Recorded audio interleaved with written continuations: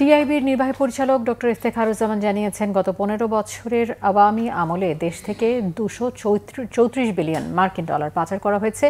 এই পাচার নিয়ন্ত্রণ করতে পারলে জাতীয় প্রবৃদ্ধি 3.4% বাড়ত বলে জানান তিনি। যুক্তরাজ্যে পাচার হওয়া অর্থ ফেরাতে ট্রান্সপারেন্সি ইন্টারন্যাশনাল এবং টিআই যুক্তরাজ্য চ্যাপ্টার দেশটির সরকারের ওপর চাপ সৃষ্টি করছে বলে জানিয়েছেন ট্রান্সপারেন্সি ইন্টারন্যাশনালের চেয়ারম্যান ফ্রাঁসোয়া ভ্যালেরিয়া। রিপোর্ট করছেন Imrul Kayes. Transparency international TI chairman Francois ভ্যালেরিয়ার বাংলাদেশ সফর উপলক্ষে সংবাদ সম্মেলনের আয়োজন করে টিআইবি।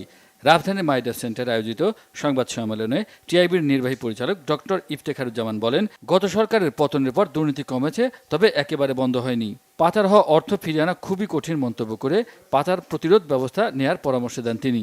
গত 15 বছরে $16 বিলিয়ন প্রতি বছর এবং যেটার সর্বমোট পরিমাণ হচ্ছে $234 বিলিয়ন। কিন্তু এটা যে একটা বিশাল অঙ্ক এবং এটা কিন্তু আংশিক।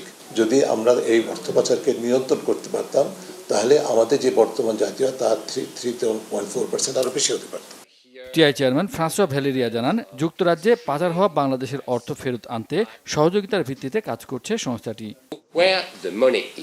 বাংলাদেশের পাচার হওয়া অর্থ ফেরত আনতে ট্রান্সপারেন্সি ইন্টারন্যাশনাল টিআই ইউকে সহযোগিতার ভিত্তিতে যুক্তরাজ্য সরকারের উপর চাপ সৃষ্টি করছে। এরই মধ্যে যুক্তরাজ্য সরকার পাচার হওয়া অর্থ ও সম্পদ জব্দ করেছে। টিআই বা সুশীল সমাজের কাজ হচ্ছে পাচার হওয়া অর্থ কোথায় আছে তা চিহ্নিত করা। আন্তর্জাতিকভাবে সরকারগুলোর মধ্যে সহযোগিতা বাড়াতে হবে।